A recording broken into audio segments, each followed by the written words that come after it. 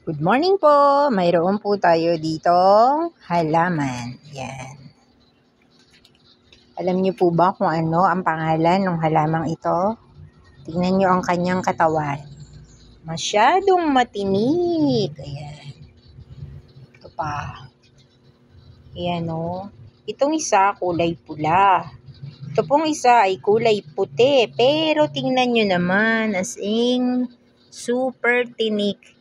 Parang bonggambilya ang katawan niyan. Napakatinik at napakadagtari naman ng halaman na yan.